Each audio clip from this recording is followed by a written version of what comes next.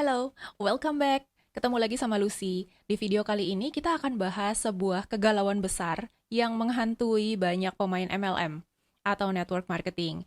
Nah, pertanyaannya adalah, saya udah kerjain bisnis ini bertahun-tahun, 5 tahun, 10 tahun, tapi kok hasilnya begini-begini aja? Kan konon kabarnya bisnis MLM itu bisa memberikan kita time freedom dan financial freedom. Tapi kok ketika saya libur mengerjakan bisnis ini, income-nya ikutan libur juga. Untuk menjawab pertanyaan besar ini, saya punya referensi yang bagus sekali. Saya baru selesai baca buku ini.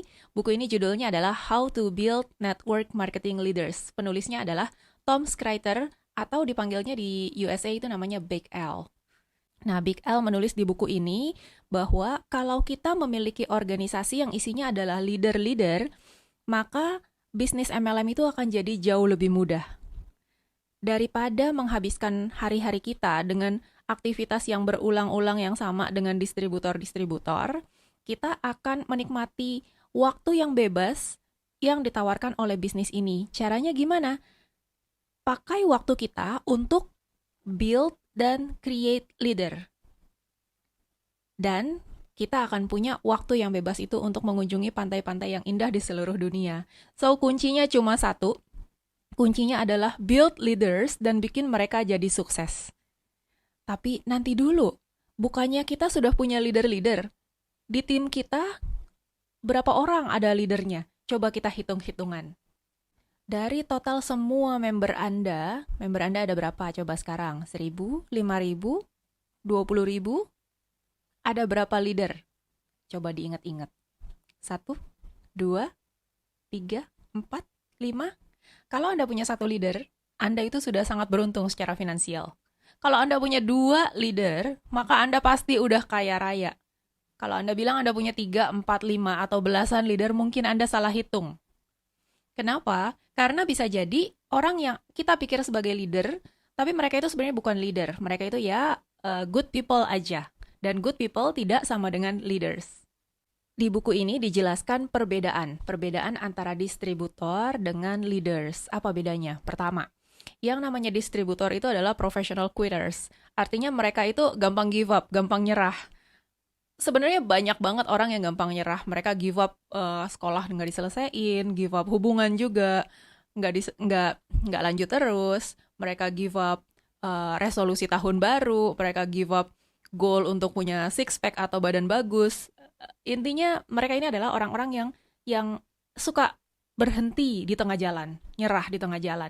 Sedangkan leaders itu adalah orang-orang yang punya goal sendiri dan bakalan terus kerjain bisnis ini. Apapun yang terjadi, hajar terus, kejar terus apa yang dia mau. Kedua, distributors itu come and go, katanya, datang dan pergi. Biasalah ya, member baru pasti banyak masuk, tapi mereka mungkin tidak konsisten, tidak komit menjalankan bisnis ini. Terus ketika ada bisnis lain, mungkin mereka pindah ke tempat yang lain. Atau ada perubahan-perubahan. Biasanya distributor ini afraid of change nih, takut sama perubahan. Ada perubahan policy, ada perubahan harga, itu mereka udah nggak mau jalanin bisnis ini lagi gitu. Sedangkan leaders ini adalah orang-orang yang loyal kepada perusahaan maupun kepada upline-nya. Jadi kalau misalnya tim Anda ada orang-orang yang ditawarin, ada perusahaan MLM lain yang income-nya jauh lebih gede nih, pindah. Nah, itu bukan leader tuh, nggak loyal. Nah, terus yang ketiga. Yang ketiga itu distributor. Nah, kebanyakan member ya. Distributor itu ketika upline-nya tidak ada, dia off juga ngerjain bisnis ini. Jadi modelnya yang harus secara kontinu itu disemangatin, dimotivasi, dan ditarik-tarik sama upline-nya. Tapi yang namanya leaders, ini justru mereka senang sama tanggung jawab. Mereka itu akan tetap bekerja dengan baik meskipun upline-nya lagi liburan. Jadi ini bedanya ya, distributor dengan leader. Nah, kita pasti sekarang sudah bisa memilih kita pengen tipe distributor atau leader yang banyak di tim kita. Tentunya kita kepengen yang leader. Nah, PR berikutnya adalah gimana cara dapetin leader-leader itu? Ada 2 cara. Cara yang pertama adalah curi. Steal the leaders. Apakah cara ini efektif? No, cara ini tidak efektif. Kenapa? Misalnya, ketika seseorang ditawarkan, pindah ke MLM saya aja, karena saya akan support kamu, terus income kamu akan jauh lebih gede di sini, bla bla bla. Dan dia pindah. karena ada tawaran yang lebih gitu ya, Wanipiro. Dikasih mobil di awal atau dikasih titik yang bawahnya udah ada orangnya gitu ya, tinggal balancing aja dan lain-lain. Tapi ketika orang ini dengan mudahnya di hijack, maka dia juga akan dengan mudahnya di hijack lagi oleh orang lain. Ini adalah temporary leaders. Anda akan capek karena leader seperti ini nggak ada loyalitasnya. Kemudian, apa cara lain kalau gitu? Kalau kita jangan curi gitu ya. Karena banyak orang itu pengen cari gampang. Aduh, kalau mesti ngajarin dari nol, orang nggak pengalaman MLM sama sekali, diajarin mau habis waktu berapa lama gitu. Mendingan lihat, oh ada MLM A, B, C gitu. Income-nya pasti di sana lebih kecil, sistem kita lebih bagus, kita tarik aja ke sini gitu ya. Nah, it doesn't work. It doesn't work that way. Justru leader, ketika misalnya Anda leader, Anda apakah dengan mudah pindah ke perusahaan lain hanya karena income yang beda? Belum tentu, karena Anda punya tanggung jawab moral kepada member-member Anda yang Anda sudah janji Anda akan bimbing mereka. Nggak segampang itu pindahan. Nah, kalau gitu cara kedua apa? Cara kedua ini adalah build from scratch. Artinya kita harus create orang-orang ini. Mereka bisa jadi adalah orang yang tidak berpengalaman di bisnis jaringan, tapi mereka ini adalah orang yang mau maju. Jadi kita benar-benar ajarin dari nol sampai dia sukses jadi leader besar dan dia bisa menduplikasikan sukses itu ke member-membernya. Bisa jadi proses ini memakan waktu yang cukup lama. Bisa jadi 6 bulan, bisa jadi 1 tahun. Itu benar-benar nempel sama kita sampai kita mikirnya kayak apa dia bisa ikut, punya pola pikir yang mirip-mirip. Kita presentasi seperti apa, dia juga bisa ikut presentasi dengan cara yang sama kayak kita, sama powerfulnya. Untuk ngegali mindset juga dia sudah ngerti banget cara gali mindset orang seperti apa. Nah, ini perlu proses yang luar biasa, ini bisa makan waktu. So, sekarang pertanyaan berikutnya adalah bagaimana caranya supaya kita tidak buang-buang waktu. Karena bisa jadi kalau kita buang waktu 6 bulan, 1 tahun develop orang yang kita pikir potensial untuk jadi leader, tapi ternyata dia bukan DNA leader, bukan potensial leader, berarti kita waste, kita buang waktu kita 6 bulan sampai 1 tahun itu. Dan waktu itu nggak bisa balik. Kalau kita punya tujuan, misalnya kita mau kerjakan bisnis jaringan kita selama 5 tahun. 5 tahun abis itu kita mau bisa retired. Kemudian kita salah pilih orang. Kita pengen duplikasi dalam 6 bulan ke orang ini, tapi orang ini dia memang nggak kepengen jadi leader gitu. Dia cuma pengen jadi distributor atau dia cuma pengen jadi user. Salah target. Maka 6 bulan kita itu nggak bisa balik. Artinya goal kita bisa-bisa mundur. Jadilah kita punya pertanyaan besar lagi, PR lagi. Di mana kita bisa mencari bibit-bibit untuk kita jadikan leaders ini? Potential leaders itu kita harus cari di mana? Kemudian apa yang harus kita ajarkan ke mereka? Dan bagaimana cara mengajarkannya ke mereka? 3 pertanyaan yang luar biasa harus kita cari jawabannya. Karena kalau kita nggak tahu cara cari leadernya, terus oke, udah dapat potensialnya, nggak tahu apa yang harus diajarkan ke mereka dan gimana cara ngajarinnya ke mereka, maka bye-bye financial freedom, bye-bye time freedom. Sebelum kita kupas satu persatu pertanyaan tadi, kita sebenarnya pengen bahas dulu nih. Yang namanya leader itu siapa? Leader itu seperti apa? Leader, yang pertama, leader itu adalah professional student. Professional student dalam bisnis ini. Artinya leader ini adalah orang-orang yang mau belajar, yang selalu pengen lebih maju, lebih baik dalam mengerjakan bisnis ini. Otomatis juga ini berarti potensial leader ini adalah orang-orang yang sering datang ke training, orang-orang yang gak banyak alasan tuh ya, nanti dibilang trainingnya jauh lah, trainingnya bayar lah. Kalau dikasih tahu ada jadwal training, nanya dulu bayar nggak gitu. Kalau leader ini orang yang mau belajar, dan dia juga mau menginvestasikan waktunya untuk membaca buku, beli bukunya. Nggak cari-cari alasan ya. Terus datang ke training-training. Ada training Tony Robbins, ada training yang bagus, training dari perusahaan. Leader-leader ini selalu hadir. Makanya kenapa training-training dari perusahaan-perusahaan MLM biasanya yang hadir itu tidak sebanyak jumlah membernya, yang datang ya itu aja. Ya memang mereka ini yang adalah leader-leadernya. Pasti bangku-bangku training itu diisi oleh leader-leader. Yang kedua, leader-leader itu melakukan bisnis ini tanpa constant motivation, tanpa harus dimotivasi secara terus-menerus, dan tanpa harus dicek secara terus-menerus. Aduh, emangnya bos ngecek kerjaan bawahannya ya? Enggak ya.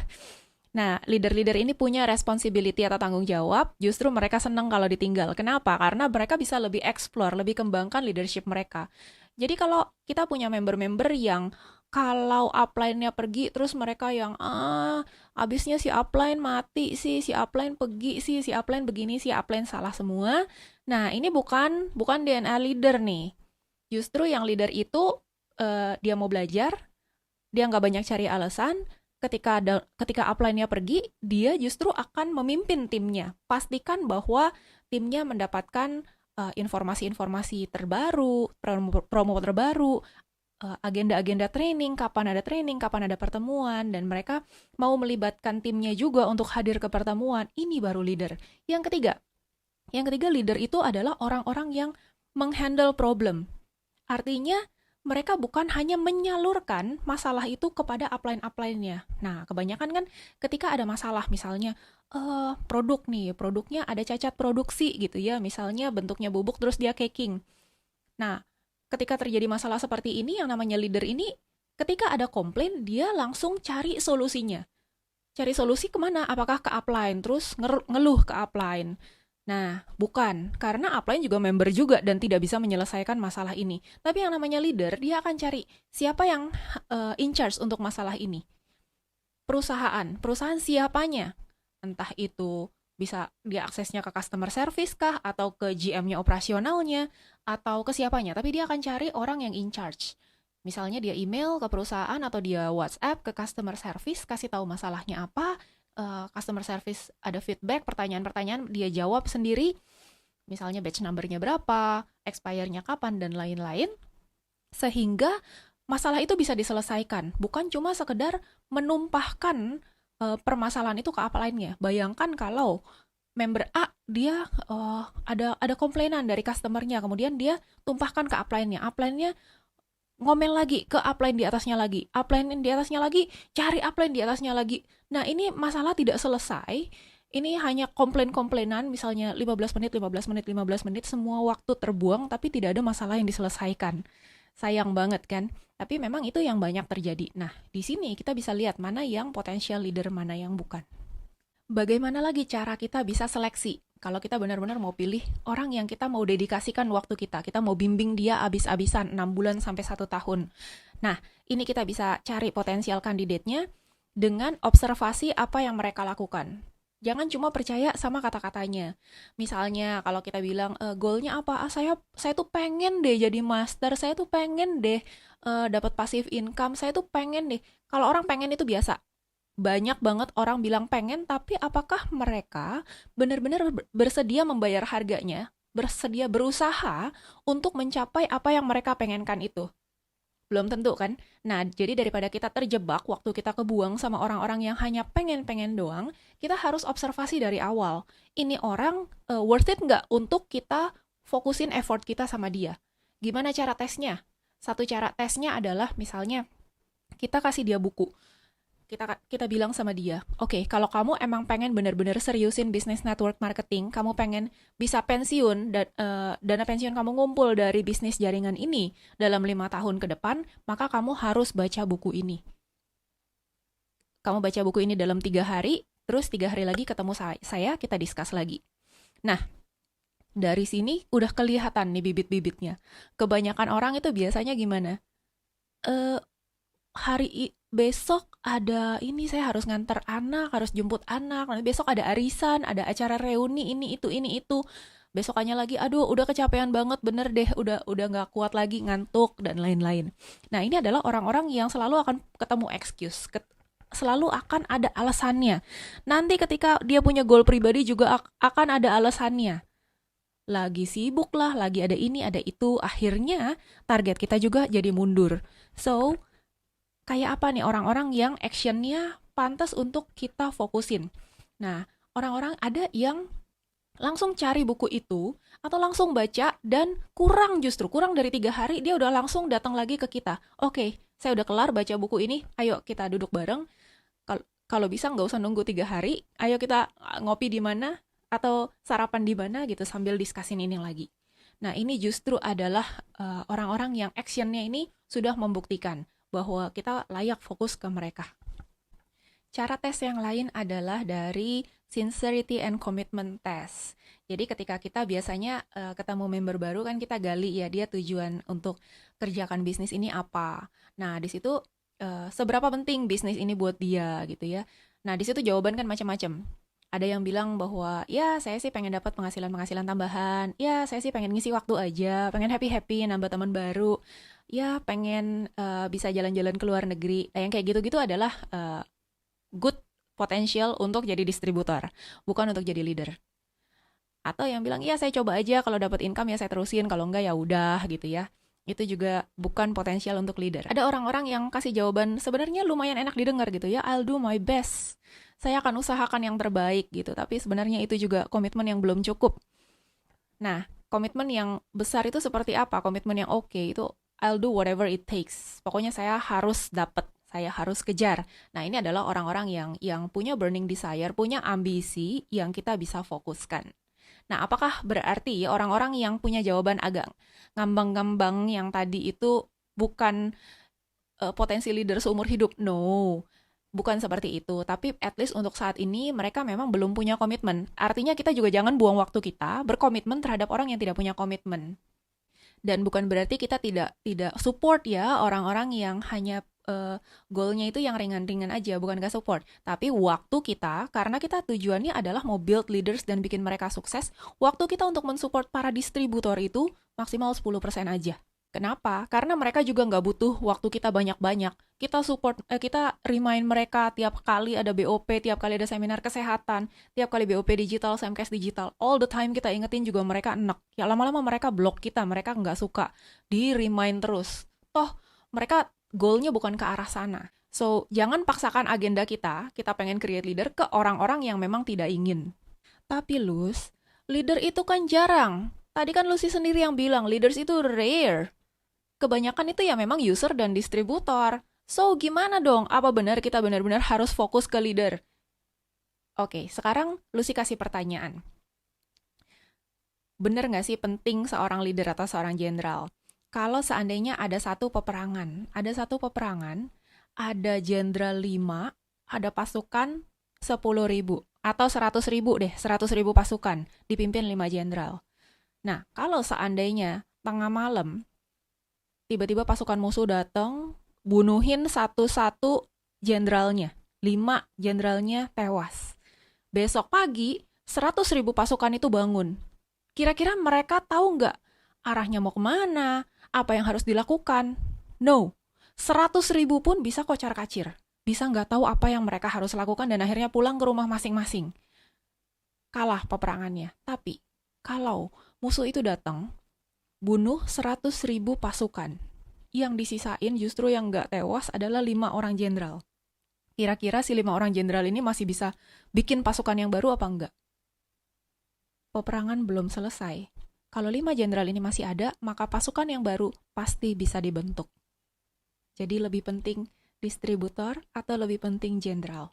Keputusan Anda ini tergantung dari apa yang Anda inginkan dari bisnis jaringan. Kalau Anda pengen kerjakan bisnis ini selama beberapa tahun, lalu Anda pengen bisa pensiun, maka yang harus Anda lakukan adalah create leader-leader. Dan ini akan impact ke fokus harian Anda, aktivitas-aktivitas Anda, juga alasan Anda melakukan segala sesuatu yang berhubungan dengan bisnis jaringan ini. Contoh, ketika Anda fokusnya adalah untuk mendevelop seseorang jadi leader, ketika dia minta bantuan untuk prospek di awal-awal kan kita temenin dulu, kita contohin dulu presentasinya, kita bantu sampai dia bisa closing. Nah, ketika kita bantu dia, apakah tujuan utama kita adalah supaya closing? Bukan. Tujuan utama kita adalah kita tunjukin komitmen kita kepada member baru kita bahwa kita serius untuk bantu dia jadi leader. Jadi, tugas utama kita bukannya closingin buat dia.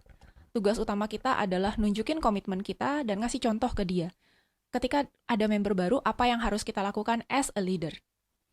Jadi jangan diomelin ya, gimana prospeknya nggak datang, atau prospeknya cuma begini, ngapain ngelibatin saya gitu ya, buang-buang waktu saya aja. Waduh, jangan ya. Jadi tujuan utama kita adalah kita pengen tunjukin komitmen kita. Kita tetap support dia, meskipun itu keluar kota, meskipun itu agak jauh gitu ya. Atau sekarang sih udah jauh lebih enak bisa 3-way call pakai video call ya. tapi kita tunjukin komitmen kita kepada member baru tersebut. Seru banget ya, ini baru gimana kita mencari leader, dan ini mengingatkan kita tujuan utama kita untuk mengerjakan bisnis MLM ini.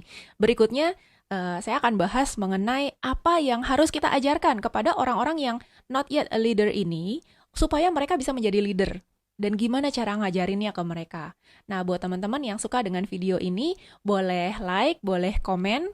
Yang pengen tahu kelanjutannya, apa yang perlu diajarkan kepada member-member sehingga mereka bisa jadi leader, silahkan tulis juga di komen, biar Lucy jadi semangat ya untuk bikinin video selanjutnya. Bye!